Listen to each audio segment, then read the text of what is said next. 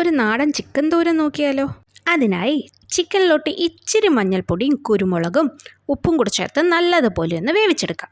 ഒരു പാത്രത്തിലോട്ട് കുറച്ച് വെളിച്ചെണ്ണ ഒഴിച്ചു കൊടുക്കാം. അതിലോട്ട് കടുക്, വറ്റൽമുളക്, പച്ചരി, ഡ്രൈ സ്പൈസസ്, അരിഞ്ഞു വെച്ചിരിക്കുന്ന തേങ്ങാക്കൊത്തും കൂടെ ചേർത്ത് നല്ലതുപോലെ ഒന്ന് മൂപ്പിച്ചെടുക്കാം. തേങ്ങ മൂത്ത് വന്നു കഴിഞ്ഞാൽ കുഞ്ഞുള്ളി ചേർത്ത് കൊടുക്കാം. അതിലോട്ട് കറിവേപ്പില, പച്ചമുളക്, ചെറുതായി അരിഞ്ഞു വെച്ചിരിക്കുന്ന ഇഞ്ചിയും വെളുത്തുള്ളിയും കൂടെ ചേർത്ത് കൊടുത്ത് നല്ലതുപോലെ വഴറ്റിയെടുക്കണം. ഇത് നല്ലതുപോലെ വാടി വന്നു കഴിഞ്ഞാൽ ഓരോ ടേബിൾ സ്പൂൺ വീതം മുളക് പൊടിയും മല്ലിപ്പൊടിയും ഇച്ചിരി ഉലുവാപ്പൊടിയും കുരുമുളക് പൊടിയും മസാലപ്പൊടിയും പാകത്തിന് ചേർത്ത് മൂപ്പിച്ചെടുക്കണം. പൊടികളെല്ലാം മൂത്ത് വന്നു കഴിഞ്ഞാൽ വേവിച്ച് വെച്ചിരിക്കുന്ന ചിക്കനും കൂടെ ചേർത്ത് നല്ലതുപോലെ ഇളക്കി യോജിപ്പിച്ചെടുക്കുക.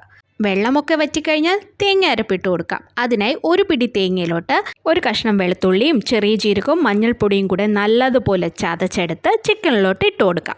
ഇടവിട്ട് ഇളക്കി കൊടുത്ത് നല്ലതുപോലെ യോജിപ്പിച്ച് ചിക്കനിലെ എല്ലാ വെള്ളവും വറ്റി ഡ്രൈ ആകുമ്പോഴത്തേക്കും ഇച്ചിരി മല്ലിയിലയും കൂടി ഇട്ട് കൊടുത്ത് വാങ്ങി വയ്ക്കാം. എനിക്ക് ഇഷ്ടമുള്ള കോമ്പിനേഷനിൽ ഒന്നാണ് ചൂട് അരിപ്പുട്ടും ചിക്കൻ തോരനും.